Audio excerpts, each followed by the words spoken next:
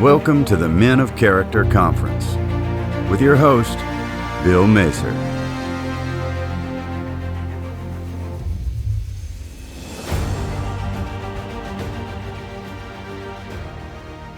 Okay, welcome everybody back to the Men of Character Conference. I've got Huntsman here. Huntsman is a father, husband. He's someone who I found on Twitter, talks about masculinity and brotherhood and fatherhood in very well articulated ways. As soon as I came across his account, I was just like sucked in, as happens sometimes on Twitter.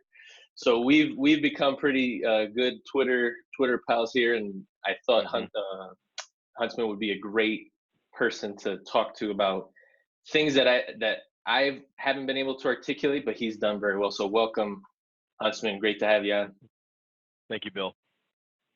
Perfect. So let's jump right into maybe give people a little bit better background on yourself, as much as you're comfortable sharing. Sure. So mid-30s, been married for over a decade now, have 4 kids. Grew up in a single-parent home, but while I lived with my mom, my dad was still extremely involved in my life on a daily basis. So I had kind of a bit of both worlds, as far as seeing what the single-parent struggle is like. But then my dad remarried, had my stepmom, have a half sister from that who's a little bit younger than me. And so I got some of that dynamic as well of seeing both sides from one perspective. And as I got older, went to college, ended up in a relationship, getting married, having kids, which is the situation as it stands today. I've had this real strong continuum or through theme in my life of trying to frame and understand my experiences from a masculine standpoint, but also having had the benefit of having it, if not framed, at least some of the sharp edges that boys normally have, high energy, high testosterone. And, some kids grow up in a situation where they're taught not only to embrace that, but to use it as about the only tool they have in their toolbox. And then you have other kids that are taught to completely subsume that and cover it up, put it under a bucket and never let it out. And then you have kind of the way I grew up, which was a really balanced, I think, informed perspective. Boys need to defend themselves. Boys need to be boys. Boys' primary job is to grow up to be a man. My mom and my dad and everybody in my life was really supportive of that. And I'm very consciously aware of the fact that I've got it a lot better than most people did, that really does inform a lot of why and how I feel today about things. So that's where I really started writing on that. Was I felt not like a hero complex, like I've got all these amazing things to say and people should listen to me. I've never approached anything in my life as I have the answer. I approach it as I have an answer that's informed by my own perspectives.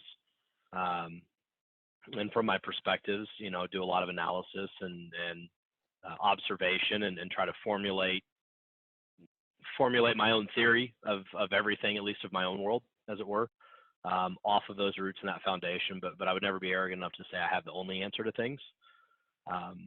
Work in the logistics industry as well, which is where a lot of that more operational mindset, pattern analysis, recognition, being able to take a 30,000 foot view of things and really kind of scale that down to ground level and build a plan forward that works. So when you kind of combine those two things, I think there is some paradigm or some way that would work broadly for most people. Not everybody, there's always outliers and exceptions to the rule, but some framework that synthesizes or synergizes maybe the best of what men and women are naturally, that we can use to take the best of what we have in the modern world and shed a lot of the downside, and get ourselves back to principles that have been effective throughout the development of human history, but enhance them and synergize them with the technology and resources that we have available to us today. I think you hit on something that I want to dig into more, which is like you mentioned that even though you grew up in a single household, your father was actively involved. You had sort of a good example. I think that's actually the crux of the problem, right? That most men today don't have a good example. Either their fathers never fully learned how to actually be men, and so it's like a cultural problem. Sure. I don't know what you think if you agree with that, and what the maybe the solution is to that, or how you see it. It's a challenging situation, right? A boy who again, my perspective, I should always, I'll disclaim it once and then we'll assume forever moving forward in this discussion that this is my own perspective on what is right. So I could be wrong, take it or leave it, right? People are free to do that. That's kind of the whole point of Twitter, is that it's a free speech marketplace. From my worldview, boys do best when they have and I think girls too, but in a different way, do best when they have a primary masculine influence leading the home or having a primary influence in their lives. But like a 70-30 kind of thing, right? And that ratio will change depending on if it's a boy or girl. It's all context dependent. For a boy, what he learns from a positive male role model is aspects of self-discipline, is how to know when the time is to be diplomatic versus, meet force with greater force, either from a self-defense or from a strategic, standpoint. They learn how to channel that naturally higher levels of primal aggression that we have, that explosive aggression that comes from us. We're hunters, we're gatherers, we're born to, look outside of our tribe and say what threats or what opportunities exist out there that must be dealt with or addressed in some way to benefit myself and to benefit the people who rely on me as the leader. I think we're wired that way to some extent. I'm not a big nature or nurture guy, but I think that's what boys broadly need is guidance. They need to be shown kind of the left and right boundaries. For a girl, at least how I watched my sister be raised, I did a thread on that the other day called "The Storm in the Shelter," about the role a father plays or a strong male role model plays in a daughter's life, a young girl's life. And with my daughter, I've noticed that my primary thing for her is to defend her and make her feel safe, but at the same time to reinforce or build up some of those things where girls naturally want to kind of backbite and fight and get catty with each other. They do social gamesmanship versus the way boys tend to establish hierarchy and pecking orders, which is just beating the heck out of each other. At least in an unconstrained sort of environment, that's what they devolve to. So with my daughter, it's been a lot of teaching her how to elevate some of those masculine attributes. You don't get to put your hands on me. She's assertive. She has a high level of personal agency, which I think is very beneficial and positive for a female to have. And I help mitigate or frame for her some of the more destructive natural female tendencies that she'll have, which is to throw fits and try to use social and emotional games to get her way, whereas my sons will slam doors and try to punch each other and things like that. So you have some dynamic here, I think, where nurture informs nature. We put boundaries on human nature, and you move forward from that. And you have to have a strong male role model to do that. If a father's not available, historically, even if a dad's not available, a grandfather, uncles, brothers have stepped in. Other close, trusted male family members have stepped in.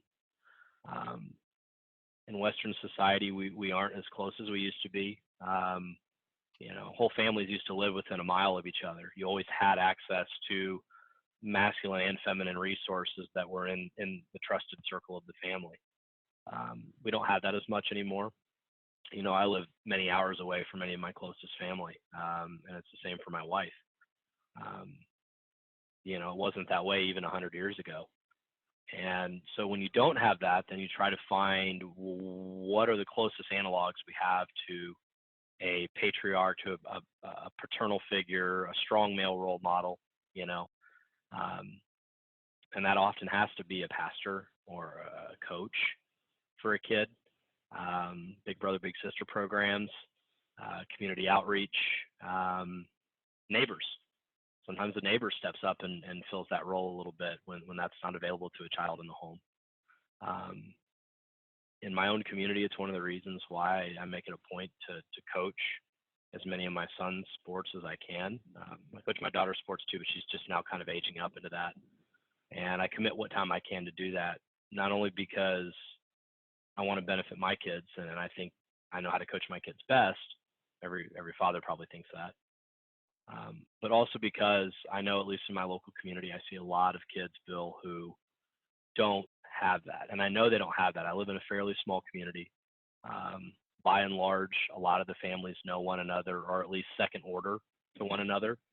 And I'll know if a father has left the home, there's been a separation in the marriage, if the father was never even around. And I really try to actively encourage those families and encourage those kids and provide some sort of example to them that they may not be getting anywhere else. They may not get it till they get to high school and they have a football coach that fills that role.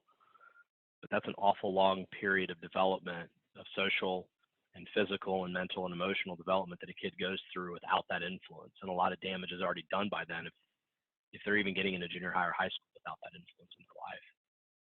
It's a challenging thing. We live in a highly individualized world, and we live in a highly selfish world, I guess is a better way to put it.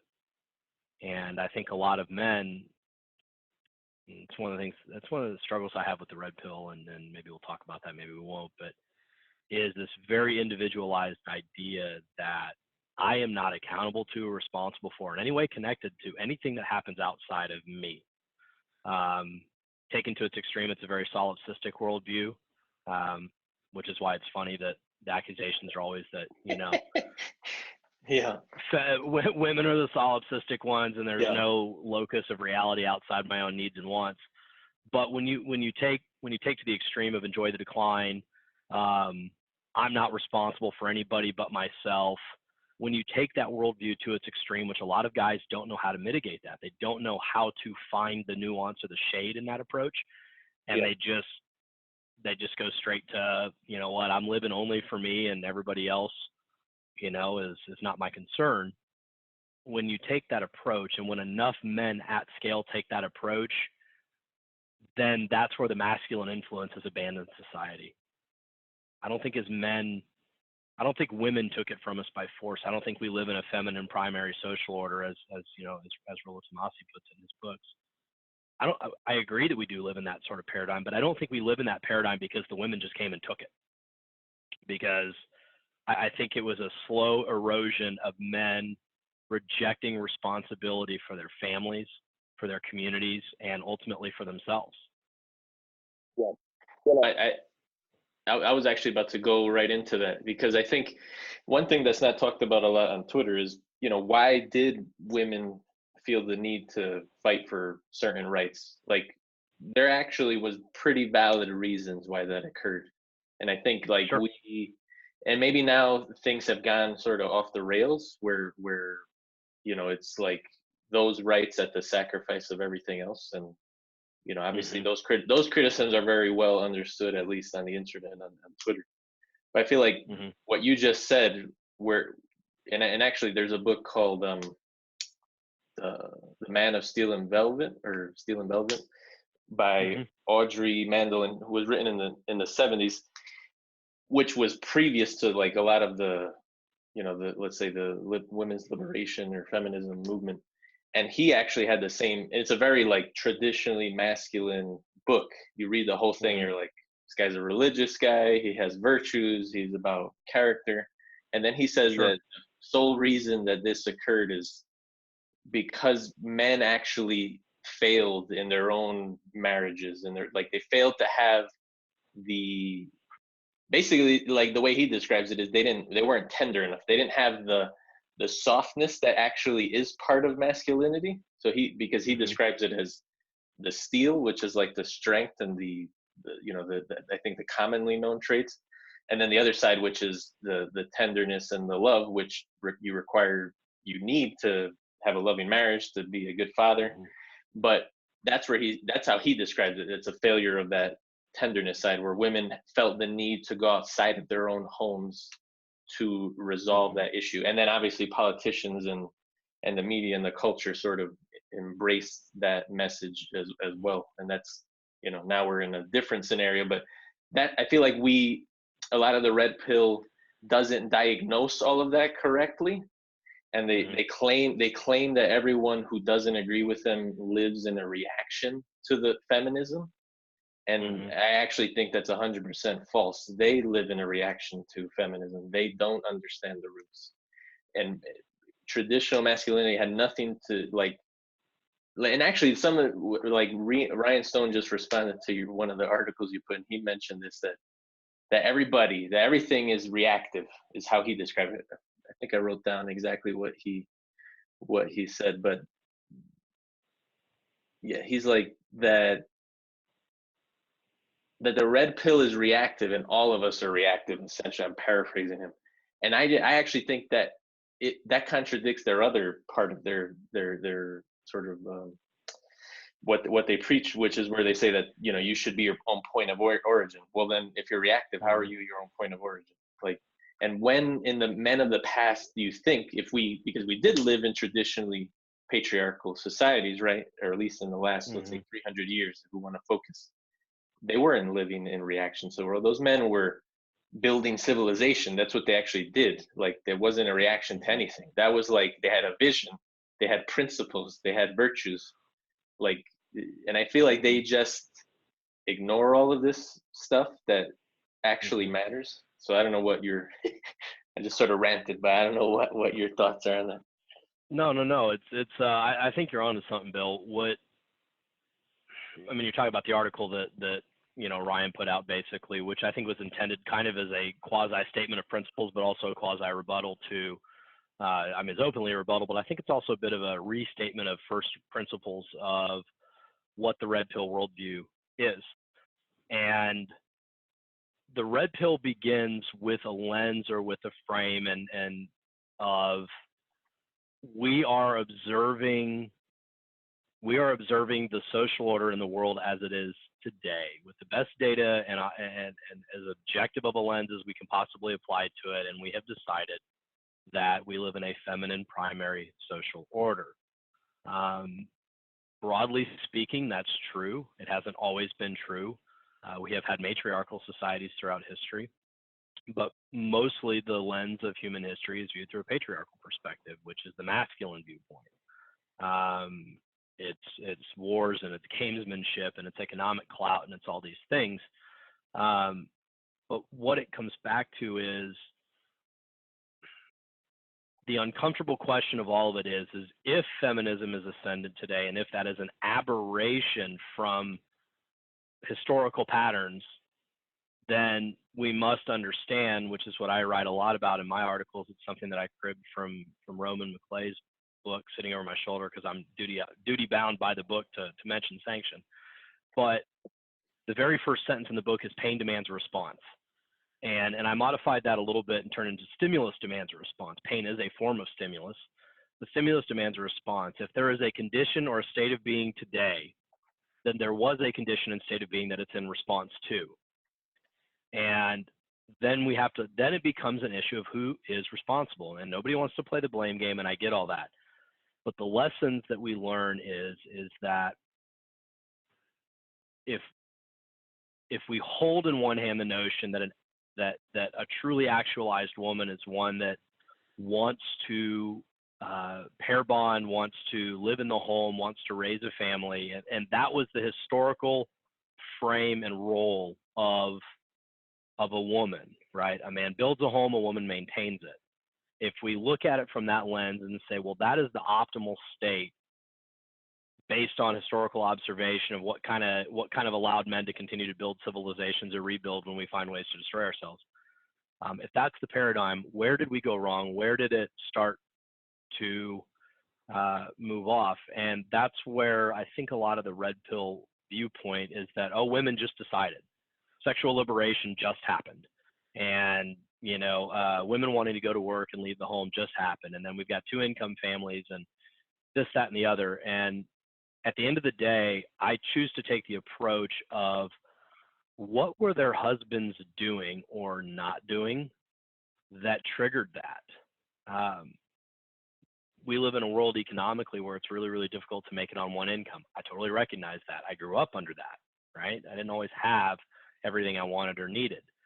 But we live in a two-income world, and that's part of the conditions, all right? That's a practical observation. But my wife and I are committed to making it work, and we do. My wife had a job. She was a chemist, and a very, very good one at that. But she chose to leave the career life, come home, be a stay-at-home mom, a homemaker though, but embrace it as a career, as a homemaker, and make this her calling. And we make it work on one income. And we commit to that because we believe that for us, and broadly speaking for our kids, that that's a more beneficial way to do it.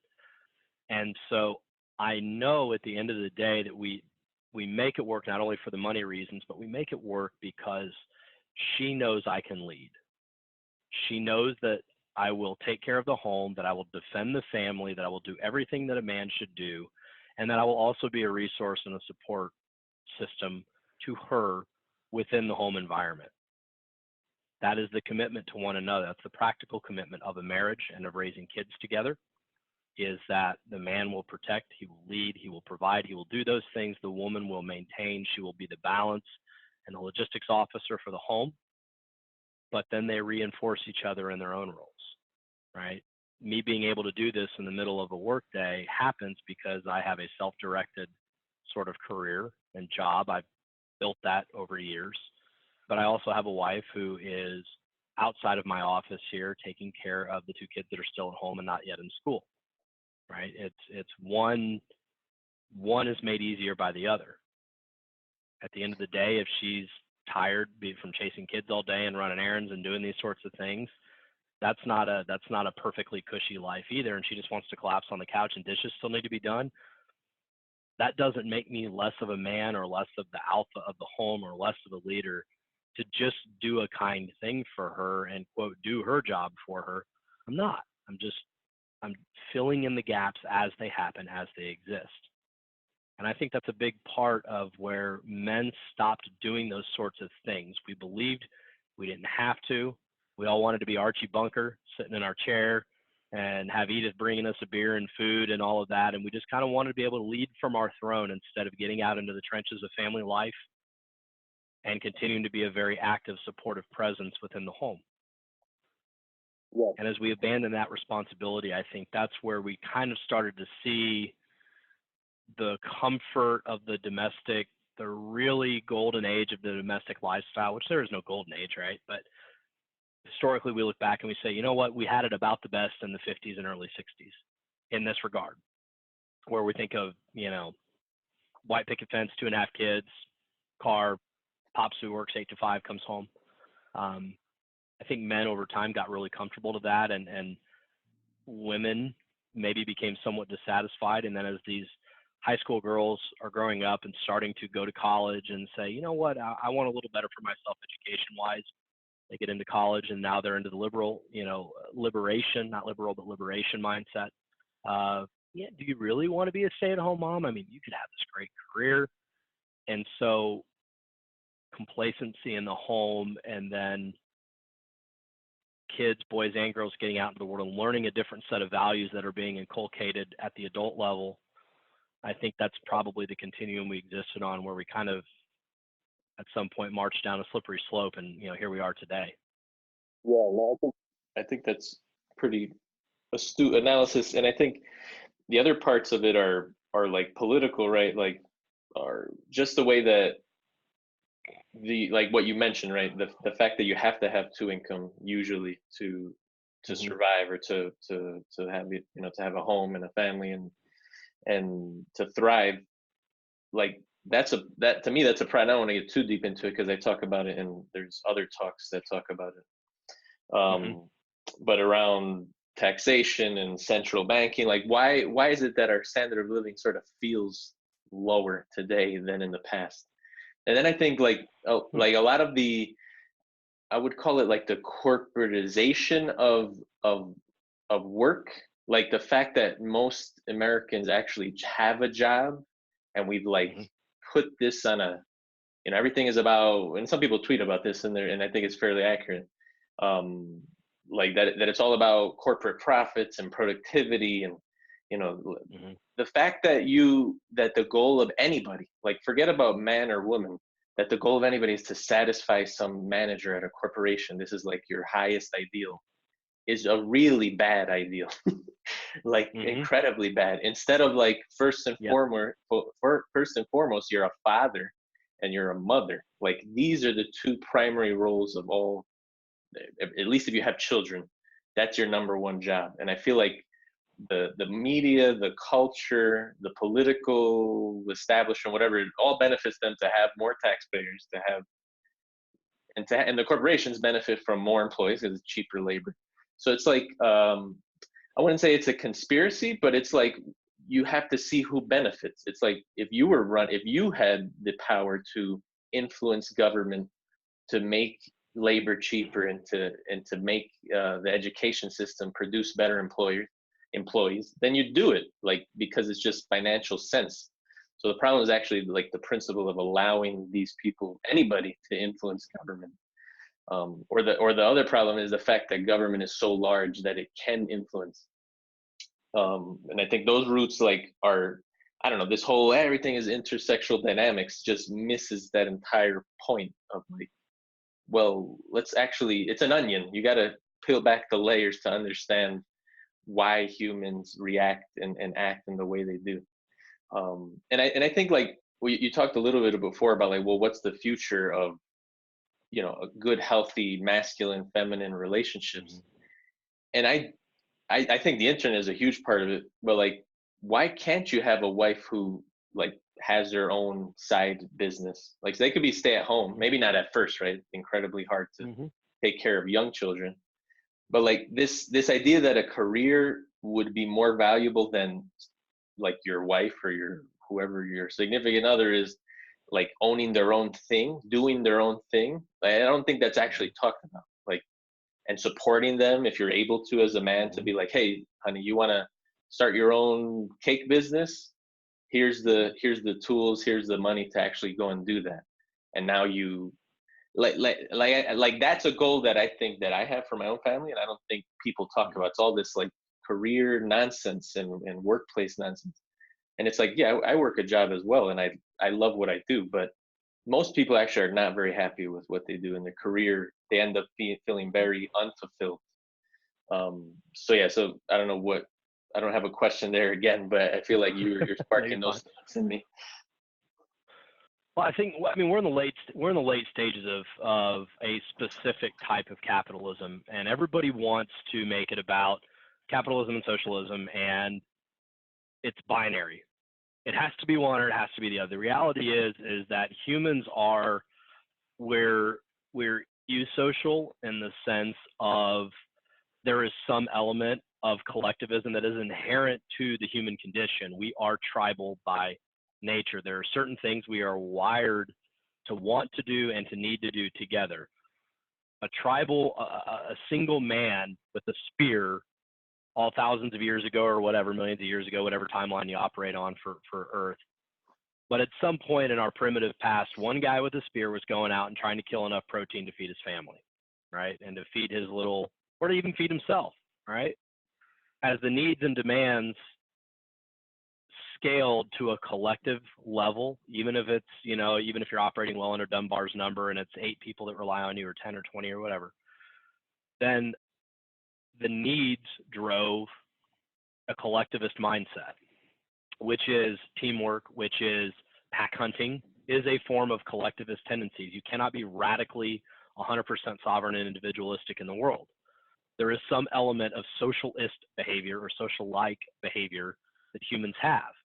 And that's why socialism as a system is really, really effective mimetically and narrative-wise at playing on that instinct within us of, look, you don't have to carry the load alone. Uncle Sam or whatever government or whatever social institution will will help balance that load. And then over time, laziness and inertia of human nature, which sets in, right?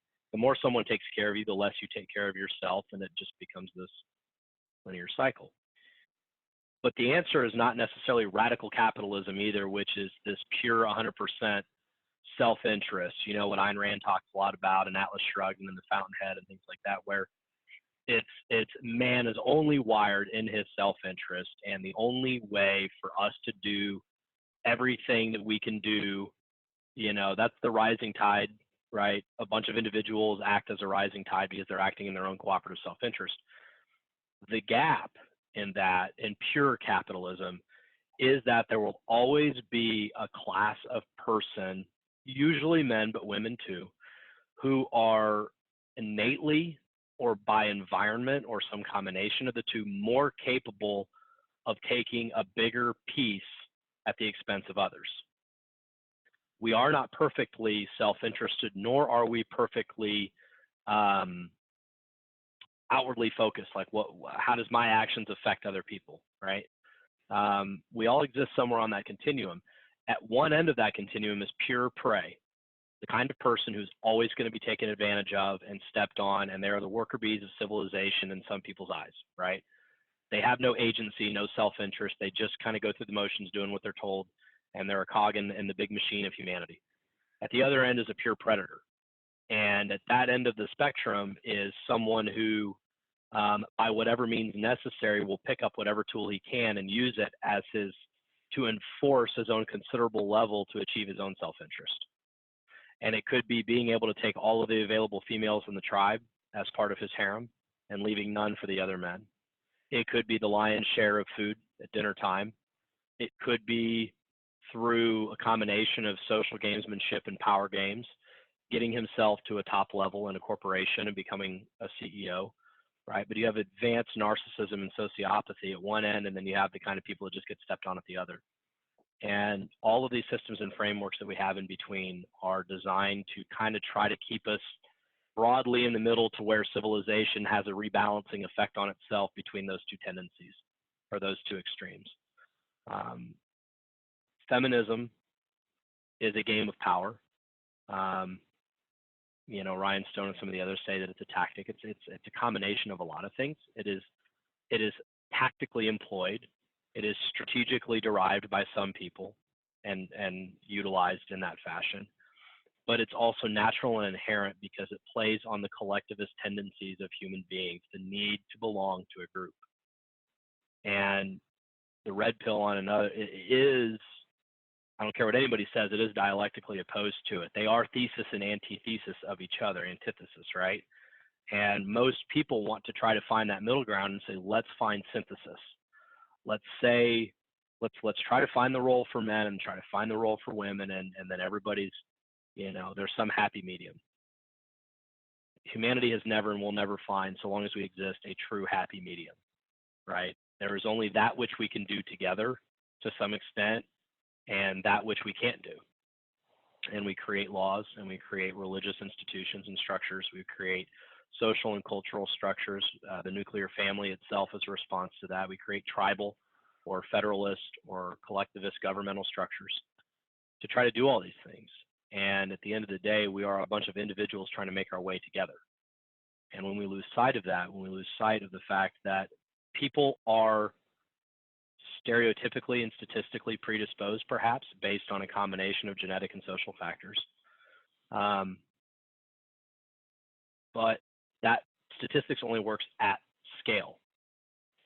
When you have a system that is comprised the way humanity is of incredibly high agency, dynamic, thinking, sentient beings, you have to be able to use statistics or tendencies to maybe frame their heuristic shortcuts basically to understanding.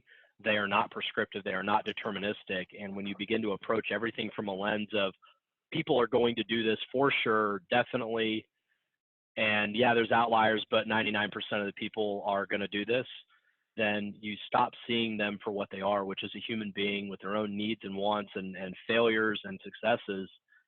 And you begin to attack, they naturally, your frame otherizes them and says and humans can't help it. We have to be made aware of it on a conscious level that we do that, because we naturally want to categorize and frame and find shortcuts and do those things. So if you begin with a frame of all X are like that, which is the red pill's whole, all women are like that. If you begin with the feminist frame of there is nothing but injustice in the world against, pick an agreed sort of population. I don't even like feminism. It's intersectionalism. Feminism is a form of intersectionalism where we just continue to chop and thin slice ourselves demographically and culturally, and everybody now has a grievance, right? That race has a grievance against that race, that gender has a race against that gender, that sexual orientation has a grievance against that. And then you get into religion, and then you get into socioeconomic strata. Rich people hate poor people hate rich people, whatever it may be. But we continue to find these ways to divide ourselves instead of just going, you know what, treat everybody around you like an individual. And that takes having the strength to resist a binary worldview requires a masculine perspective. Mitigating and balancing extremist binary tendencies is a feminine behavior. Diplomacy is inherently a feminine thing. It is a feminine way of dealing with things, and diplomacy done right is incredibly effective because it keeps us from killing each other, right? It keeps civilization. Diplomacy and emotional balance is what keeps us from spinning off our axis culturally and just killing each other, right? But the masculine side of that is, at some point, someone's got to say, stop the crap, quit arguing, quit playing games. We're going to take this approach in this direction, and we're going to make this thing work. That need for sometimes society to have a dictatorial overlord, preferably beneficent, right? Like, the enlightened monarch kind of construct. At some point, a masculine perspective has to step in and say, cut the crap, cut the garbage. This is what we're going to do. And you need both. Society has to have both. And when we try to get too out of balance one way or the other, that's where I think we find a lot of mischief in the middle. And we find people getting unconfident, insecure, lack of competence, right? Because they're getting lazy, so they're not skill developing. And then they just start giving themselves up to whatever worldview makes the most sense to them and fits their pre-existing biases. Yeah. And I think it's Pat Stedman. And actually, I have a talk in the conference with Pat that was also really touched on this. Mm-hmm. But he says that a lot of these guys make the masculinity or alpha, it's like a persona that they take on. Yep. But it's, instead of recognizing that masculinity is like an energy, nobody is 100% masculine or 100% feminine, right? We're all a mix now. Mm-hmm. A heterosexual man is good, majority masculine energy, mm-hmm. But you still have that feminine. That's actually how we fit. It's sort of like the yin and the yang. You've got, mm-hmm. It's not one way or one way completely masculine or one way completely feminine. The other thing that you made me think of when you spoke about the fact that everybody sort of has these grievances against each other is, I was reading Robert Bly's book, A Sibling Society, where he sort of described, mm-hmm. He actually blames television, and this was written in the 90s, or he probably continue to blame. It was all heavy metal and TV's fault in the 80s and 90s, right? and now it's all video games' fault and the internet's fault, right? It's like, well, there's always going to be a cultural boogeyman to blame. Yeah, but his point was that previous that not necessarily that the television or that media was to blame, that the messages underlying it, that basically the worship of youth and the disrespect of elders, mm-hmm. and the training for instant gratification, that those two forces that were mainly sold through media consumption, mm-hmm. that they created what he calls the sibling society, which is that you have more in common with your peer outside your own home who also viewed and has sort of consumed the exact same worldview from media, mm-hmm. than you do with your own people that live in your own family, than your actual siblings, than your mother, than your father. And then he describes it as that's why the elite today, this is where you sort of made me think of this. Like you mentioned the rich versus hating the poor and the poor hating the rich.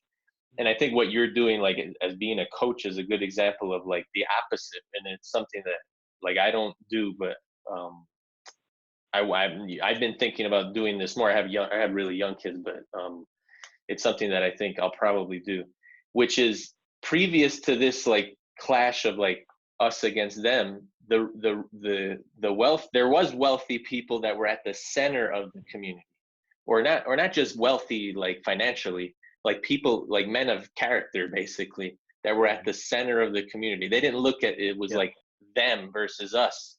And maybe the political circumstances have exacerbated, right? Because now, like, what does the rich guy have to do? He doesn't have to take care of poor people. The government does it. Like, there were Mm-hmm. things that were the community's responsibility, and then at the head of those communities were men. I think is what I'm getting at. But you made me think, like, yeah, I think part of the solution is like getting back to that, not looking at everyone, at women or at this group or at that group or at the poor as like outside of you. It's like, Mm-hmm. how can you influence and be someone who is at least an example of how to live like a healthy, fulfilled life? And I feel like, yeah, we're at the early stages of, I think this whole Twitter community is like a lot of people that in very different places and very different, around the world circumstances, that are trying to do that in their own lives. But I feel like the next step is like taking that, like what you're doing, into your local community and actually living that. But yeah, I don't know what you I think think about what you're, well, I mean, no, you're fine, Bill. What you're talking about there is actually a very well developed sociological construct. Or concept. And I'm going to say it incorrectly because I barely speak English, let alone French, but the phrase noblesse oblige, and again, I'm sure I said it wrong, and a native French people have to correct me and say it a lot more beautifully than I could, but essentially it means the obligations of the nobility. That's the concept of it. And it's a concept that goes back a long ways, even to feudal times, whether it's practical, of I have to provide the serfs on my land with some basic standard of living to keep them alive so they can work the land and they can provide, and then on the higher end, the nobility have their thing, but that used to be something that was inherited culturally through the wealthy, the upstanding classes that were of that higher economic and cultural strata, right? They were at least aware, even on a practical level, let alone on a spiritual or ethical level or moral level, of some level of obligation that they had to give back, to provide, to share a bit of the wealth, right? It was a cultural thing. And even 50 years ago in our country, like you said, you saw that, right? The Rotary Club, Kiwanis, the Freemasons, all of these societies or organizations or clubs that tended to be comprised exclusively of men, right? The Freemasons today are still male only. Rotary and Kiwanis, I can't speak to, I'm not a part of, but nonetheless, there certainly was a time when they were very masculine dominant. And the kind of people who had the time to be a part of these social organizations because they weren't grinding themselves to death in the coal mines or as a laborer or whatever it may be, were more of the comfortable white collar, well-heeled types. They were the owners of construction companies. They owned car dealerships. They were pastors. They were bankers. They were lawyers. They were men of some level of comfort in town, but they also had character. One did not inform the other. They didn't have great character because they had lots of money. They didn't always have lots of money because they had great character. But what united them together was the sense of, to whom much is given, much is required, to use a biblical phrase. I used this last night in a different podcast, but the Spider-Man, thing that Uncle Ben, says to Peter Parker is with great power comes great responsibility. And I don't care if you think it's karmic or if it's purely a practical consideration of if A plus B then C. But at some level, if you treat other people a little bit better even than they expect to be treated, then you will often find huge rewards for yourself and for society, whatever community or society you at scale that you inhabit. If you are the president of the United States and you make a magnanimous gesture to a political enemy, that has enormous ramifications throughout the country and throughout the world in some cases, right? If you're like me and you're just some nobody who's in the middle of nowhere, you know, my screen name's literally flyover country, right? So that's, you know, I live somewhere in between the left and right coast, and I'm part of that forgotten 80% of the middle geographically, right? So, but even in my own way, I feel, because I was raised this way, I feel that noblesse oblige, right? Like, if I have more than I need, if my basic survival needs are met, now comes a second order consideration of where and how can I do something, even in a small way, to help others. And that, and again, there is a practical calculus to it. And one of the things the Red Pill really tries to reject is an external moral or ethical code being imposed on an individual man. And that's why I don't even. That's like tyranny to them, right? I feel like they describe it like, absolutely. Who are we to put that responsibility on a 27-year-old man? That's what he was saying yesterday. But I feel like, who are you not to? Okay, who you actually, there is a tradition of masculinity that goes basically from the first man on, who had to make decisions that were beyond his own well-being.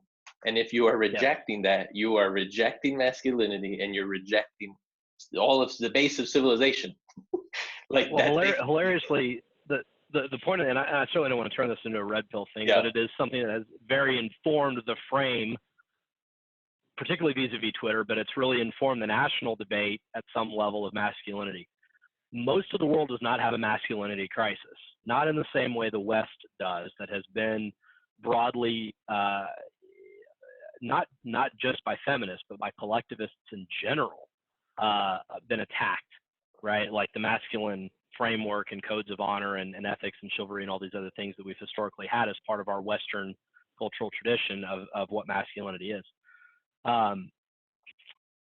That framework of, and it's inherently self-defeating to say, I reject any notion or concept of an international, local, in my own home, imposition of some framework at whatever scale. I reject all that. I'm a sovereign man. Okay, great.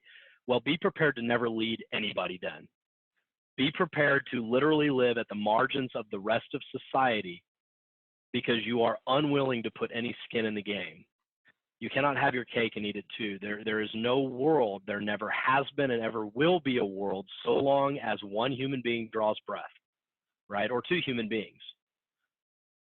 At some level, the right of leadership, the right of masculinity, the right of men to say, I will lead, you need to follow me, is rooted in, yes, I need to build myself up and do what's good for me because I can't lead if I'm not alive and if I'm not combat effective, right? Once you have met that need, your perspective then begins to shift and it becomes very informed and an awareness of the people behind you and the people to your left and right, because they rely on you and they depend on you. And so if you reject any ethical framework whatsoever, then you reject any obligation that you have to any human being other than yourself. So the red pill can't have it both ways.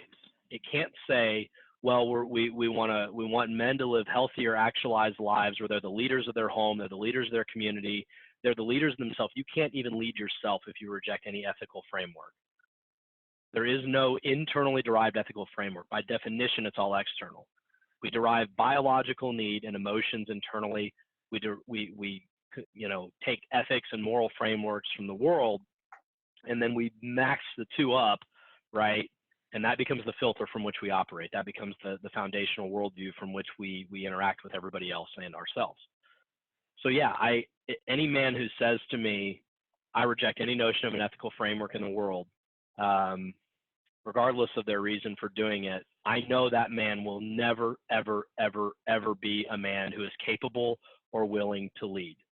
And if he wants to step up to the throne, it comes with obligations. And I think the vast majority of people these days, the vast majority of men who say I'm ultra masculine, I'm alpha, I'm whatever, are not capable of leading. because they are not capable of understanding and submitting themselves at some level to a code of conduct and a code of ethical obligation to others. Yeah. No, I think you described that perfectly. The other thing you made me think of was there. Well, let's talk a little before we continue to bash. Let's talk a little bit about the what they do get right, because I think, and I don't want to keep the whole conversation focused on them, but I think it's what we stepped into when we went into Twitter. At least when I first got on Twitter, even though I found Myself people as well. I agreed with, there was this like influence there, and to their, and in their defense, since there has been an absence of like good role models of what a masculine man or what a father should be like, right, in a lot of men's lives, they have filled a need for a lot of men.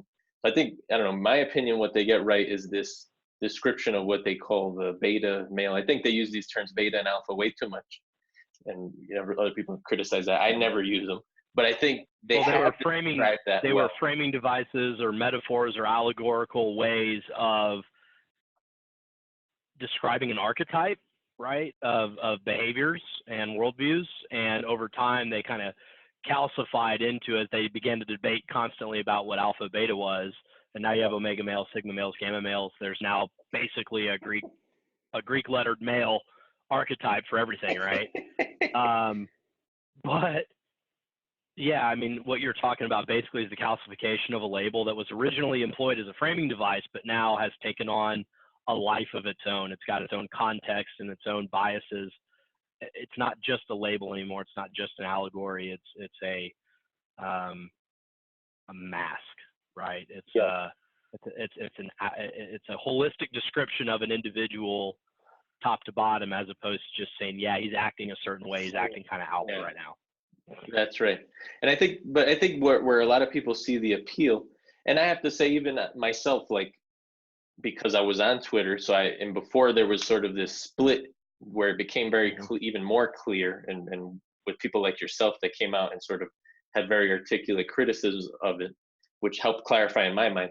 There are some parts that are useful, right? Like there are these groups of men, and even me at one point, I could put myself in this category, where you like the whole putting women on a pedestal idea. Like there is a large swath of men that do this, and I think when you read that description and you see the consequences of that, and if you maybe felt the pain of some of those men because of their actions, and then you hear someone in the red pill describe your problems as perfectly as they do, I think it's like, yeah, that's very compelling of a starting point of an argument. But then they give you their prescription, which I think is where they get a lot of it wrong. And I think they're transactional, like you said. They label a whole group of people as, all of a sudden they're tarnished, right? They all act in this way. You remove their agency, and they make love very transactional. Or I don't know. I don't even know if it exists in their view. But I just think it's like, and it's not a coincidence that like the guy who leads it calls himself the rational male. Like I think there's a problem looking at the world only rationally. Like this is, I just tweeted a David Hawkins quote where he says like that, rationality allowed us to control our lower impulses, but in order to go beyond that, it's like the steward. It's actually the prison guard, your rationality. Because a lot of things that you need to have in life, like it's not common to live a healthy, successful life. Like you have to, or to have belief in yourself is actually an irrational belief. No one else will believe in you as a person unless you believe in yourself. It's irrational. Like if you want to think about rational. So I feel like the fact that they've labeled themselves that has become clear to me, or he has, Rollo Tomasi. But yeah, I think where they get that correct is the description of the beta males, which then people see themselves in, and then they give this prescription where it's like this neutered form of masculinity that involves all the benefits of masculinity, and like you said, none of the responsibility of it. It's like we're, and the fact that they reject religion, I think that they they actually, like, you're like, you were criticizing them saying, hey, it's not a praxeology, it's an ideology. It is a religion in a lot of ways. When you look at them, the way that they defend, like Rollo Tomassi, for example, it appears like a religion. So yeah, I think, yeah, what I don't know what your thoughts are on that. I'm not a great interviewer, Huntsman, you realize this. No, you're fine. You're fine. So one of the things that I think the red pill really does get right is being a landing place or a gateway to new understanding or a reframe of the world, which is the whole point of calling it the red pill, right? It's the pill that Neo took in the Matrix and that allowed him to be unplugged. And it's interesting to note that there is a assumed dynamic or an assumed transfer of knowledge that has to happen. They had to meet Neo where he was in the movie, right? He's still plugged into the Matrix. They had to rationalize with him and build a case and build a worldview, rebuild and attack things in his mind that are, this can't be real. This, what's happening? What are you saying? They upended his world. They still had to get him to a point where he had to make the decision to take the red pill. That's a useful framing device of out of the darkness and into the light, right? Which is a religious, a spiritual, and esoteric concept that goes back basically to our conception of light and dark, right? Night and day. And at the time the sun was created, there was light, or at the time we sprang into existence, whatever paradigm you subscribe to, creation myth, creation's explanation. At some point we were not, and then we were, and then eventually came the sun. And from the sun, we began to frame concepts intuitively of light and dark, day, night, shadow, light, things like that. So that's a bordering on a biological awareness that we have of things are transitions. Things are this way, things are that way. I'm in a bad state. I need to move to a more ideal state. You cannot separate that from the human condition. We are always going to be at some level never perfectly content or perfectly satisfied. We're always going to tinker at the margins of our lives and say, how can I be a little bit better? So the red pill is a really, really good, for a lot of men in particular, framing device to help them conceptualize that biological need to move from darkness to light, but to do it in a way that gives them an intellectual excuse to do what they want to do emotionally. And so much of the human experience is informed by these intellectual rationalizations. They are rational, but humans are inherently irrational. Without any sort of culture or civilization or moderating influences in our life, we by and large will act selfishly and irrationally, right? We by and large will kind of do what we want to do, which I guess is its own form of rationality, but you're talking about biological urge at that point, which exists below a rational awareness. There's no comprehension of biological urge. You just do. I breathe because I breathe until the day I no longer breathe. I sweat when I get hot, right? I shiver when I get cold. Those are biological things, right? Wanting to be, being a healthy man and seeing an attractive female and having a biological response to her largely happens below your conscious level, right? So even the concept of rational, irrational exists as a construct of a higher order mind. So yeah, so I'm rationally taking someone who has all of their issues, bringing them from darkness to light.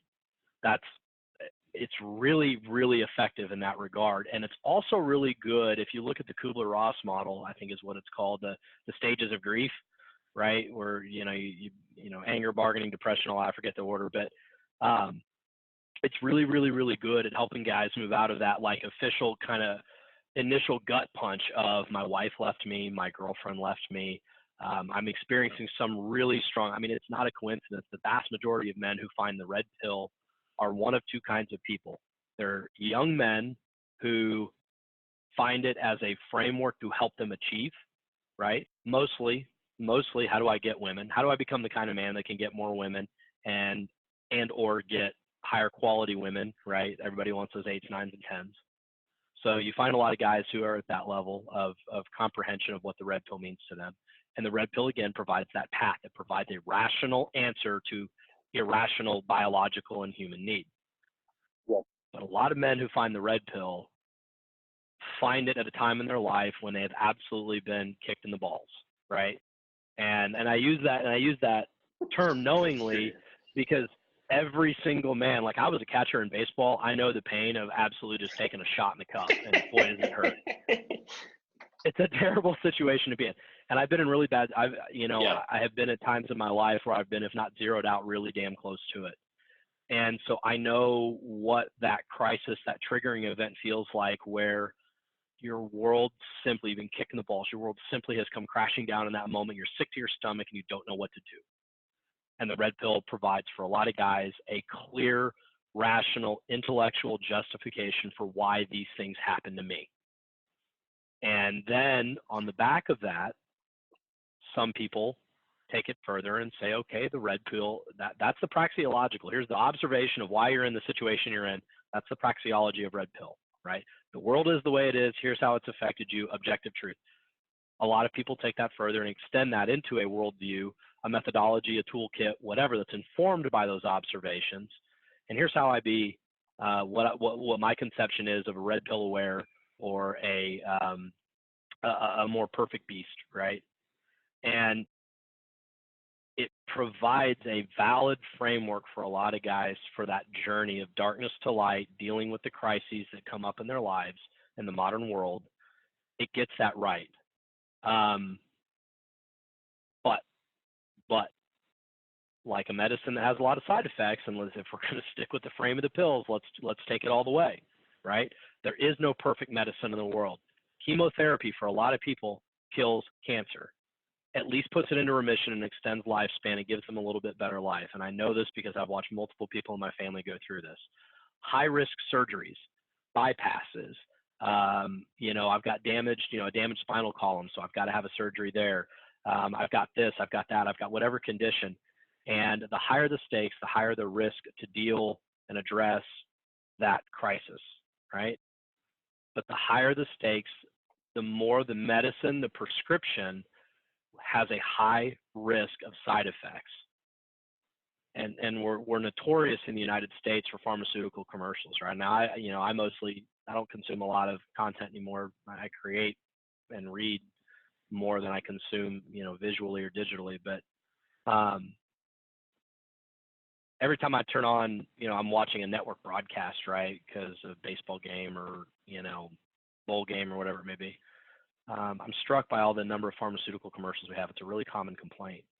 And they'll tell you all of the amazing benefits. If you've got whatever disorder or condition or disease, here is the perfect medicine to deal with it. But then by law now, they have to give you all the side effects. And they spend 20 seconds describing the benefit of the medicine and 40 seconds disclaiming their own medicine. Here's all the side effects. This pill may help you. It may also, right? And that's the responsibility that's put on the pharmaceutical companies to sling you a pill, is they have to inform the consumer that there is an upside benefit and there is also a potential downside. And that's where the red pill, I think, moves off of the X, right? Like, the term get off the X, right? That's the bullseye. That's the moment of action, right? And it gets guys moving off of that. But where I think for a lot of guys it takes them in the wrong direction is it becomes a perfectly prescriptive worldview, a perfectly prescriptive set of tools to deal with any sort of issue.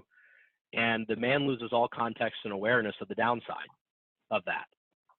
And that's the thrust of a lot of my arguments with red pill guys that I get into online is like, you can't have it both ways. You can't be the leader, but refuse to lead and attach to some sort of ethical framework that connects you to other human beings. And you can't say that this worldview is 100% valid and provides the answers to your stages of grief or to actualizing you sexually or whatever it may be, young man, right? You cannot separate the responsibility and the risk of downside of a given way of looking at the world from the potential reward of the upside. Yeah. It literally, life does not work that way. And that's where it moves from a really valid, useful, excellent for a lot of guys right? But at some point, most of them are going to have to, they're going to face another moment on their hero's journey, right? Where the red pill will be inadequate. And they have a choice to either dig deeper into that ego investment and that ideological possession they have and say, okay, well, this really helped me before. This tool helped me before. I'm going to go back to that well and I'm going to pull that same tool from the toolbox. Or in a lot of cases, they make a decision to consciously evolve and try something new to change their energy state. And I think when Pat Stedman talks about energy, I don't look at it in terms of energies, right? And that's part of what gets him in trouble is the frame of energy is easy to attack from a certain perspective, right? People are like, well, he's woo-woo mysticism and things like that. That's not what he's really talking about. What he's talking about is that human behavior is not perfectly prescriptive or descriptive at all times. If you are an alpha today, you are not guaranteed to be an alpha tomorrow. We exist on a continuum of behaviors. And it is our own work ethic, it is our own worldview, and it is the effort of others and the influences of the world around us that determine at any given time where we fall on that continuum. A perfectly alpha mindset does not know how to be nurturing because it is seriously, it is a mask. It is a mask that is inherently about self-actualization at the maximum degree, right? Yeah. To whatever but that's alpha. It's perfect self-actualization of my own needs, wants, and desires without any comprehension or need to connect it to others. That's the pure Chad behavior, right? I'm going to bang your chick because I can. And what you're talking about, perfect alpha behavior, truly is just like malignant sociopathy and narcissism, right? Because it's solipsism taken to an extraordinary degree. A perfectly beta mindset is incapable of defending itself. It's nurturing, it's soft, it's warm, but it's going to be stepped on by 100% of anybody who chooses to step on them, right? Those are binary masks. And what most people don't talk about, maybe they give lip service to context, but it's not about context. It's about at any given time, we are living on a continuum. Pat calls it, I think, what he's trying to get at is this energy, right? But what is an energy? It's a constantly shifting state of being, right? Sometimes energy is sometimes you're moving very quickly at a high rate of speed. Sometimes you're at a perfect stop, right? But it's all energy. Things are always in movement at the molecular level, which we know, right? I think also what he's talking about, and I'm thinking about this because of the author I mentioned before, David Hawkins. So I think people need to read his work. Is fantastic. Some people might describe it as you're saying, like more esoteric, but I think what he's describing is like a lot of the red pill and pickup artists and game and all this. It's all very tactical. It's like a very analytical approach to, let's say, women's. One may say rational approach, right? Yeah, but actually, like if you are just you have good energy. Like if you're somebody that people want to be around, if you have humor, right? Obviously, people know that women like men who are funny. Like if you're just someone who people enjoy being around, you don't need those tactics necessarily. Like it's actually, and I feel like these very, the people that are like, let me think if this action I'm doing is alpha in this scenario. Like there's no way that you could be natural if that's on the top of your mind. And so, but if Absolutely. your energy is high enough where you're like, well, I don't know, you could think of people that are charismatic, like Will Smith or, who I don't know if he's probably a great example, but let's say Will Smith, like he's not thinking about game or this and that. He's literally just Will Smith. That's his energy. Like you just like him. And I think that's Pat's point of like this higher level. Like, sure, you could use these tactics and you could use game. But I was thinking about this today because even Pat uses the word game, but I'm like, isn't game really just like you're trying to, like it's like a false way to create scarcity and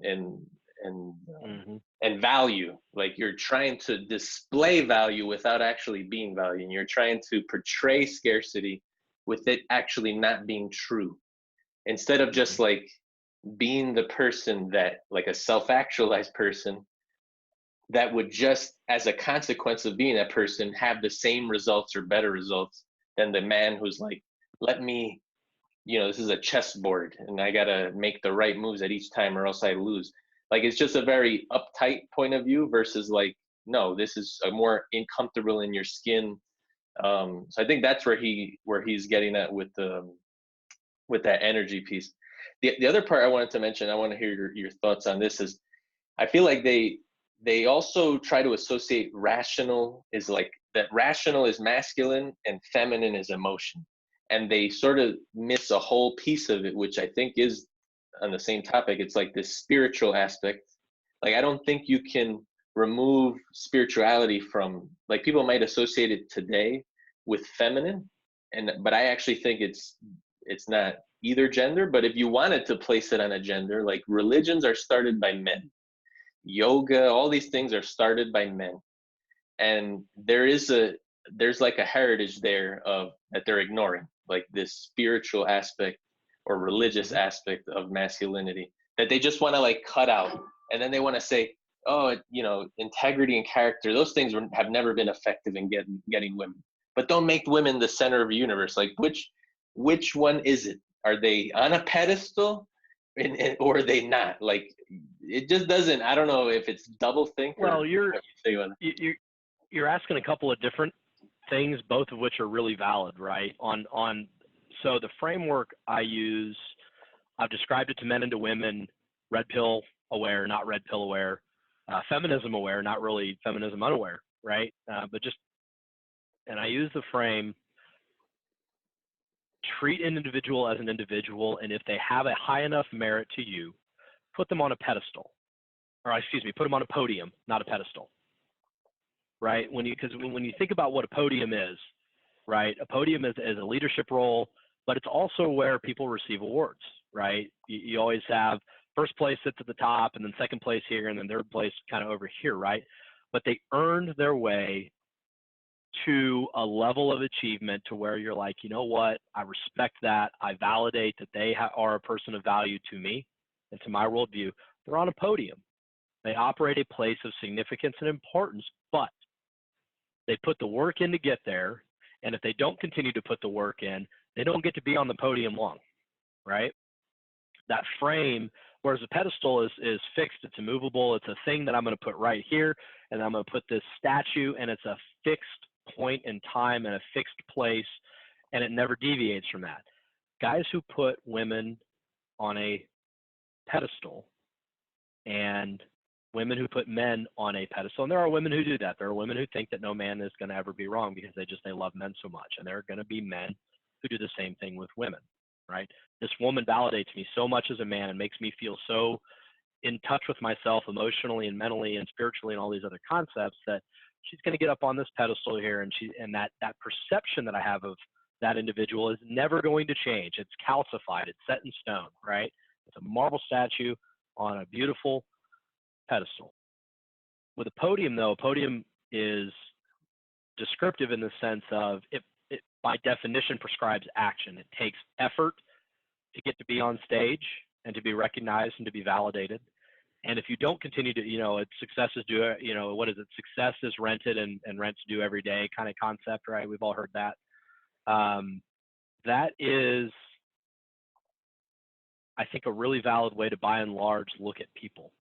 Not on you're up there because of what you did for me, but, and I truly meant this when I when I complimented Ryan Stone on he wrote a pretty scathing rebuke, a rebuttal of my article, right? And you got a choice of am I going to be really upset about this or whatever, or am I just going to acknowledge the fact this guy put some real effort and some thought, and from his worldview and his perspective, wanted to tell people where he felt I was wrong. And that's okay. And man, I respect that, because I respect hustle, I respect drive, I respect effort, I respect thought and trying to do that. And so I knowingly and willingly put someone who is antagonistic by and large to me and to my worldview, put him up on a podium for the time being. And there's going to come a time where my brain is going to step off that podium, is going to do or say something. I'm like, all right, well, what earned respect you had, you lost. And that's okay too. Very few people escape from the podium effects in our lives, right? Where religion comes in and ties into that is that religion teaches us that there is a almost incomprehensible domain and ethical framework that adds on to our perceptions of what we expect of other people, and in turn what we expect of ourselves.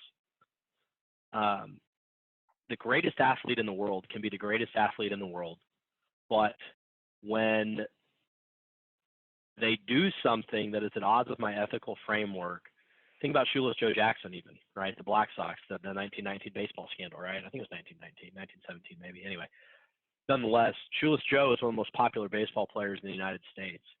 And his reputation was he was on everybody's podium, right? Anybody who loved baseball. But because of his involvement with the scandal, because of being found guilty for a long time before he was found not guilty, he had been banned from the game and his reputation was forever tarnished in the game, right? And it's only now, almost 100, exactly 100 years after the fact, do we look back and we recognize that, you know what, he was a great player, he didn't really deserve that. So we connected an ethical consideration, an ethical framework, a sense of fair play, a sense of justice, as it were. And religion is a really valuable way to, even if you don't believe in the salvation aspect of a religion, right? In some religions, it's a state of nirvana where we just keep repeating these life cycles until we achieve a perfection of the spirit, and then we achieve nirvana. In the Christian worldview, which I was raised in, it's accepting Jesus into your heart, and then doing your best to live a good life in compliance with, Christian practices as informed by the Old and New Testament. And every other religion has a similar ideologic end state of you're in a state of sin or you're in a state of disorder. We're going to move you to a state of perfection and peace. That is a very valuable framework from which to teach people and inculcate the kind of ethical considerations that we need to have on one another to not totally give into our biological urges. So when you reject religion because you want to mock Jesus, as somebody I just saw on Twitter not too long ago mocked him as like the Jewish zombie carpenter, it's like, well, one, you're being needlessly antagonistic and hostile just because you kind of want to be a jerk about the whole thing. But two, you're also decrying and removing from someone a tool that has been practically and rationally proven over thousands of years to be a valuable framework to teach people lessons that will help them be better people, better by their own internal worldview, let alone better in terms of how they operate with the world.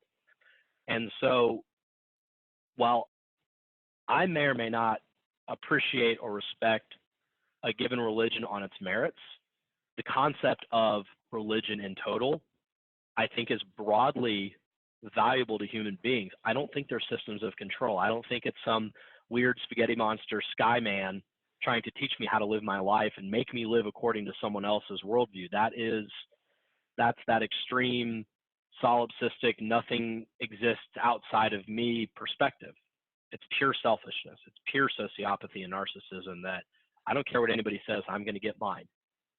So if I'm going to be held accountable to something or to somebody, I may as well get to choose the framework under which I choose to be accountable.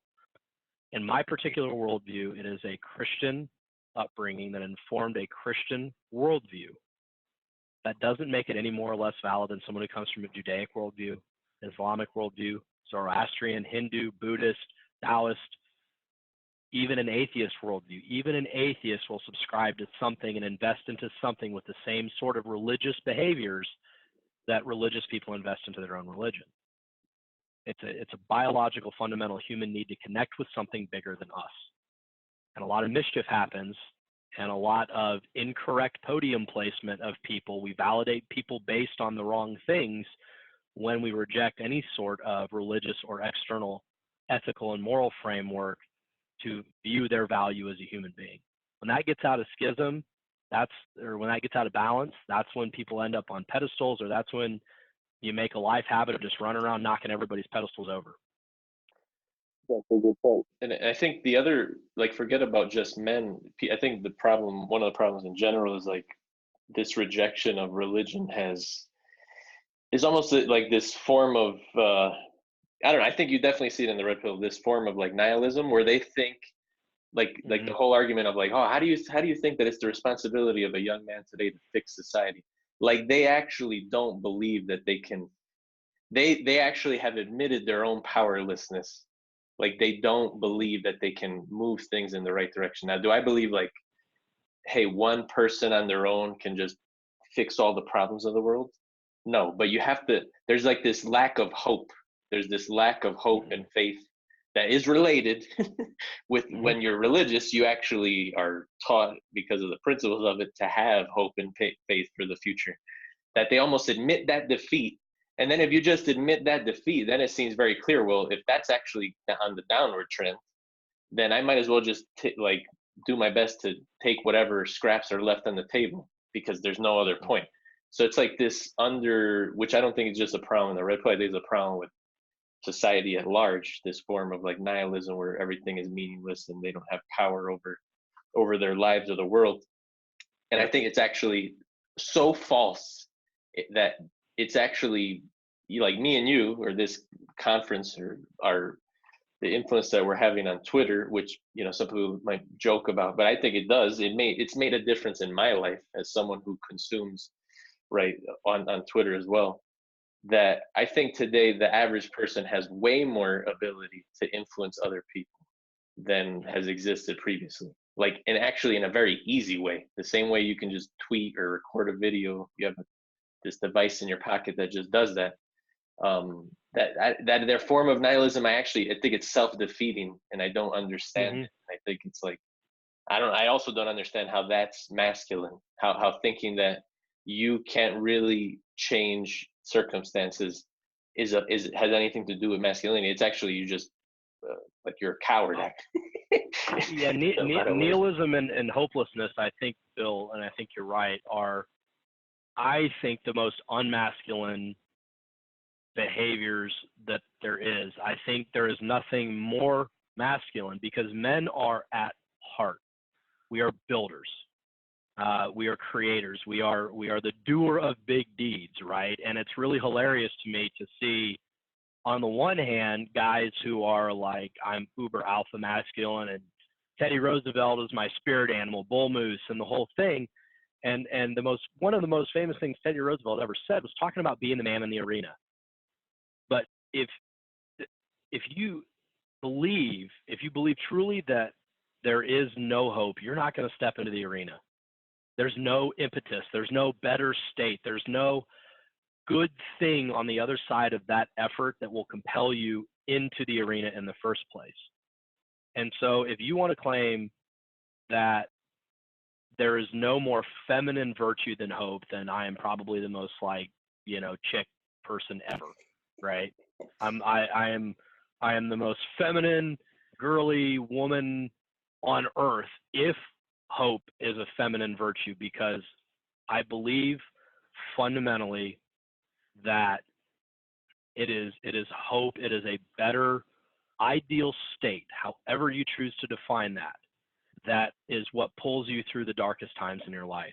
It is hope that gives that feeds the need for men to invest into the red pill, right? I have had a bad day. I've had a bad life. I've had a bad experience, whatever it may be. But today I found the red pill. Why would I put the time and the effort into reframing my worldview and arguing with other people on the internet about what the hell the red pill even is if I also didn't have hope? It's internally contradicting. If I don't have hope that tomorrow is going to be better, then I'm going to eat the bullet today, right? It's irrational to continue your life if you think there is no hope. So to take a nihilistic approach to anything is fundamentally, it's internally contradicting, it's irrational, and it's also in denial of human nature itself. And my job is not to attack women. My job is not really to attack men or to attack the red pill, but it is to show where these praxeologies, these tool sets, these methodologies, ecosystems, whatever you want to call it, to show that there is a downside and that perhaps there is a better way forward for some men. It is not a tool. It is not a universal framework. It is not a universal set of observations and objective truths that benefits all men. For some men, there is another way, and they don't need to be attacked for that, right? Pat Stedman does not exist in his current form as far as his brand, as far as the things he teaches, if there was not both a feminine primary social order or feminism, whatever it may be. And if there's not this advanced, form of like almost masculine sociopathy that is the sort of the most extreme state of the red pill, and then there's a whole continuum in the middle, and Pat's squarely in the middle of that. Pat appeals to people because he teaches a very balanced and nuanced perspective. And if somebody connects to feminism and says that truly validates me and gives me a better life. If somebody connects to something I say or to something Pat says or Bill, something you say, and says, that moderate, everything in moderation, including moderation approach to life works for me. If someone connects to Rollo Tomasi's stuff on the red pill or game or whatever it may be and says, this is how I live a more actualized life, more power to any of them, right? So long as you acknowledge that getting to claim this perfect end state also comes with risk and downside of loss. If you cannot do that, then you are going to lock yourself into these paradigmatic bubbles where everything that's right comes from the source of my ideological possession, and everything that is wrong is because somebody is attacking that, but it's never your responsibility. You never actually internalize responsibility for your own life, because everything that's good is as a result of that, and everything that's bad is a result of everybody else, right?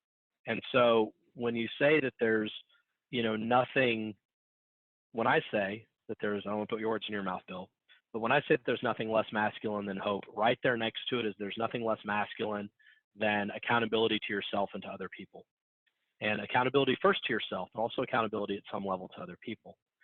And the reason I attack the red pill so hard, one, I'm not a woman, and so I don't really have a lot of the standing to go in on or try to attempt to explain at best to an average woman. If I try, hey lady, here's what you're thinking and why you're thinking it, at best, it's going to be correct, 100% correct, probably also going to be viewed as pretty pedantic and condescending, right? For me to tell somebody else what they think. At worst, I'm going to be completely wrong and burn bridges that don't need to be burned. That's stupid tactically and strategically.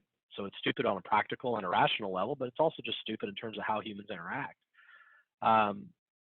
So I try to maintain the balance and kind of control my fire and my focus and my direction to who are the people that I can help, who are the people that want to be helped. I can't help someone that doesn't want to be helped, right? So when you start carving away the people that can't be helped, the people that are ideologically possessed, I can't do anything for them either. The people who are so hopelessly nihilistic and lost that tomorrow is not even assured for them, you have to set all them aside and say, okay, we just wiped out 40% of the people I may normally be talking to. Now I'm talking to the 60% that maybe can be persuaded, right? And that's where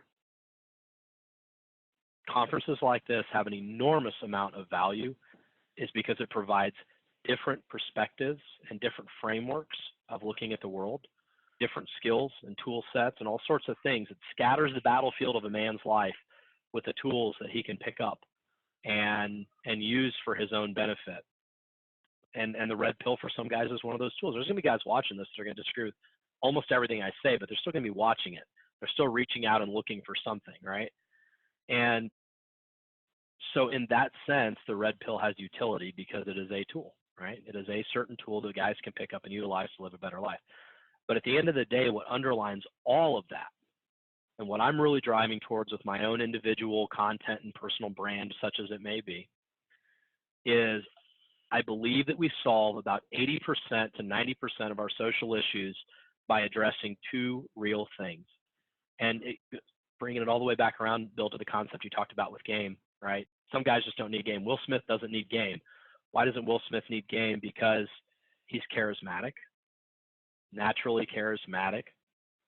He flows energy states very well. He doesn't just flip a switch and he's mad. He doesn't just flip a switch and he's laughing.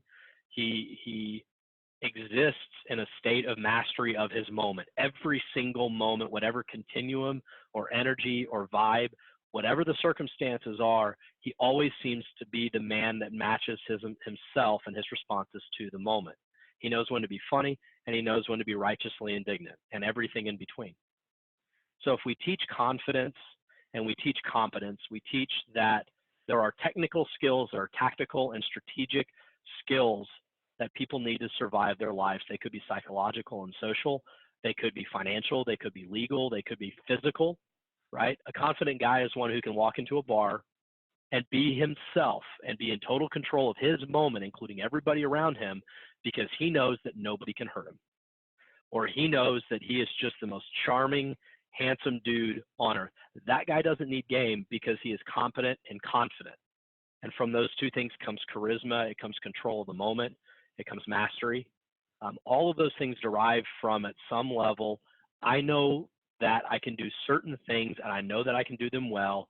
And then you build that foundational approach of I know what I know and I know it well. You build confidence off of that. You build resiliency. You build all of these second order skills that allegedly define the alpha male, but they're mitigated and balanced by, apologies, someone's calling me here. They're mitigated and balanced by the feminine virtues of diplomacy, of social awareness and competence. You build a better man by teaching him how to be a man with little bits of elements of how to be a chick too. And it works the other way. That's the whole yin yang, right? A confident, competent woman is going to have certain masculine traits. A confident and competent man who is not insecure is going to have a few feminine traits. And if someone is not insecure, if they are competent and confident, then they are not going to subscribe to any sort of worldview that attempts to impose chains on them anyway. Yeah. And we're all like the same species, right? Like we all have the potential for the same types of behaviors. So this idea, like if you're a man who steps into the red pill and something as being the alpha male is so foreign to you, then the likelihood of you being like a Will Smith, even through tons of effort, is probably unlikely. Like you probably have more of a balance of maybe some feminine things or masculine. I feel like where they let people down is instead of trying to impersonate someone, the answer is actually understanding yourself. Because at the same time that it might be true that yes, women want more alpha-like virtues, I don't think that if everyone was alpha, that all women would be like, that's the exact, like it's a very simplified view of the world. Like we love and like people for very different reasons. Now, maybe some of the traits are common, but like if you're a guy who, like I'll just use myself. I've never been super masculine guy. I was raised by a single mother. So I have a very feminine side to me, like that I have empathy and compassion for people, like deep, which I don't think should be only women. I think all men should develop that. But I also recognize that I benefit from being more masculine, from being stronger, from improving myself in those masculine virtues and strengths. But I don't try to embrace some persona. I'm just trying to be aware of where I lack things and how I can be a better person, a better man, a better human, and try to work it that way. So I don't know if there's anything else you want to cover, but I think this has been awesome, brother, and I appreciate you taking the time and sharing this information. I enjoyed it, and I feel like this has been a long time coming that we had this talk. Well, I'll be honest with you, Bill. I don't think 6 months ago, I'm not sure a month or two ago, we could have had the same sort of conversation. As I interact with you, with other men of character, who have participated in the conference last year, we'll be participating again this year. And as I interact with my social circle, online and offline, as my perspectives have changed, as I have been influenced by and continue to influence others, that energy, to use the woo-woo word, right? That energy between myself and other people has changed both ways, and largely for better, I would say. 10 to 15 years ago, I was nowhere near this kind of individual. I probably had if you want to use the framework of the pills, I probably had a more blue pill view of the world. I didn't necessarily have a perfect understanding and recognition of what it meant to be a leader. It sounds very arrogant to say this or cocky to say this today, especially since I viewed myself 15 years ago. I believe today that by and large, and this has been a common pattern in my life, that when I enter into some sort of hierarchical or meritocratic environment, I naturally move to the front of the pack or towards the front of the pack. I end up in either a leadership role or some form of like senior support role to a leader, right? Part of that's just having an operational and process-minded thing, and a lot of people don't want to do the hard work of process management or developing a strategy and really driving into the details of things. And I don't mind doing that. That's naturally my way.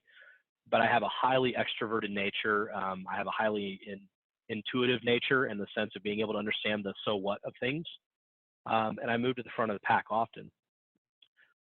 I don't operate from any sort of red pill lens, but red pill would say that the way I live my life as the leader of the home, a leader in my community, all of those things is a red pill way of existing.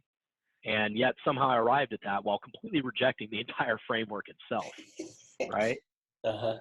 And while coming from a background that largely, statistically speaking, should have committed me to a life of blue pill desperation and living on my knees to the feminine imperative. So I arrived where I arrived while consciously rejecting supposedly the only thing that was going to get me there, because I'm an individual who has made individual effort and individual choices to help myself and to help others. And it's a flow state. You're never going to be perfectly acting one way or another. But if you live your life on these cycles about, I talk a lot about the OODA loop, observe, orient, decide, and act. And if you're self-aware enough and willing enough to put the work in, you will find yourself in any given moment feeling like, holy shit, I'm just totally, sorry, I can't, can I say that? No, you're good, you're good.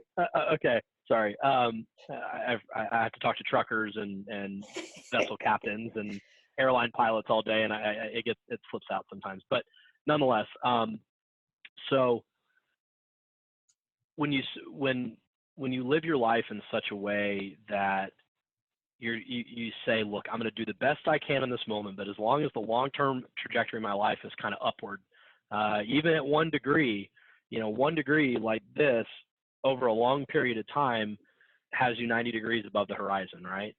And everything we can do to try to influence our angle of ascent at any given time shortens that curve towards proficiency and towards an individually actualized life. I guess the thing I would just want to encourage anybody watching this to say is, don't ever subscribe to any worldview, my own included, 100%. Because I am flawed, I am wrong, I'm incorrect, I make 1,000 mistakes a day, and then I make 1,000 more on top of that because I am a human being who just screws up constantly. But find the things that I say, find the things that Bill says, find the things that all the men of character say, and pick up all those tools and like hats, just try them on and see what fits, but see what fits for the moment.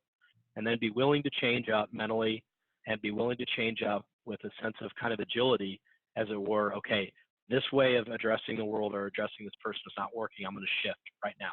And you just flow like an energy state. You flow from one back and forth into the other until you find what works in that moment. And so why do I go hard at the red pill and in other aspects of my life and writing go hard at feminism or any ism or ology or osophy or whatever it may be? It's because all of those attempt to be a 100% solution to a world that there is no 100% solutions. There is no perfectly valid way, an objective way of looking at the world. There can't be. We're way too dynamic and complex. And anytime you begin to invest into something 100%, you calcify into that and the whole world begins to pass you by. So we don't build an individually free and sovereign mind by rejecting anything. We build an individually free and sovereign mind by being able to be confident enough in ourselves to grab the tool that works in that moment and survive that moment while keeping ourselves on an upward trajectory. Nice. Yeah, and I think the other thing I would add to that is like, that I think is missing a lot of men's lives and people in general is like, just have the ideals, have the standards that, right, like that you want to improve. I think like if you just look at the condition of, you could just look at how people dress, how as one example, it's like just have higher standards for yourself and keep pushing on that point. And then with the approach that you talked about, that's like the proper way to approach it. Yeah, that's it in a nutshell. That's what I'm writing about in my book. That's literally all I write about on Twitter and on my blog on Medium. That's genuinely how I live my life. That is how I went from a nerdy, temperamental, got my butt kicked all the time, angry, putting women on a pedestal, or putting, when you're in high school or whatever, it's putting girls on a pedestal. But that's how I went from that worldview, that very imperfect, angry, emotionally and cognitively dissonant kind of worldview, to a guy today who by and large has his act together. I'm not perfect. I'm not great. I'm nobody's alpha, but I do have my tribe. I do have my pack of people that I lead, that I by and large have led well today to this point in my life. I have some sense of standing and recognition in my community and appreciation from other parents as a good coach for the social things that I do. And I got from there to here in that way, just by being willing to take a lot of pain and take a lot of punches in the face, metaphorically and a couple literally, but being willing to move past that, to experiment, to explore, and to trust myself ultimately that I'm going to be okay. That's beautiful, man. I appreciate it. Where can people find you? What are you working on? Any last words there?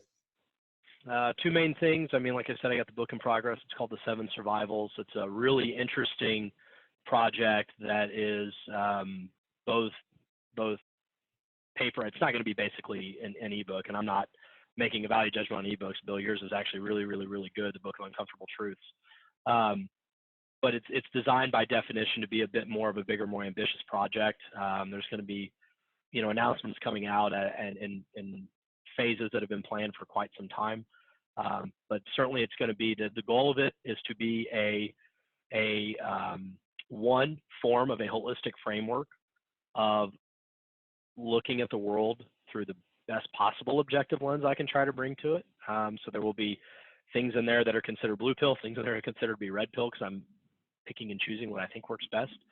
And then building a unified framework that has an awful lot of variability and wiggle room in it for people to find their individual path towards surviving, right, the modern world, but also surviving in a post-apocalyptic scenario, whatever it may be. The concept of survival, people have to have the right mindset and framework and the right lens through which to view things before they can survive. You got to have the will to survive. And so that really has informed and will continue to inform a lot of what I do on Medium, which is at the Huntsman Online, and then what I do on Twitter, which is at flyover_country. Open to interacting with anybody. Even people who have really hard taken me to task publicly and, at some level even tried to kind of embarrass me or call me out, I don't block them. They're and there's a lot of interactions that happen where I feel like once the anger of the moment cools down, I'm still open and I'm still available to talk. So even at that extreme, but even up to that, there's a lot of people that I regularly interact with offline who I met on Twitter, and I'm certainly always open to that because at the end of the day, it's a social network, and part of it is being social and being social in a very real sense. So, well, I love that find perspective. me, talk to me. Yeah, absolutely. It's definitely true, because that's exactly what I did. I found you and reached out, and yeah, so love the perspective. I'm glad that you're on Twitter and speaking out on Medium, and you've helped, like I said, you've helped clarify a lot of my thoughts and articulate some things that I felt. And Likewise, man. Thank you. Part of the conference. It's been a pleasure talking to you. Hopefully it's the first of many conversations, but I hope so, Bill. Thank you so much. And to everybody watching, appreciate it. Bill's a great guy. The team who are part of the Men of Character conference and the event and kind of that circle, as it were, are just some of the most phenomenal people. And it's really an honor to be amongst them. Thank you. Well, appreciate that, man. Awesome. Thanks again, man.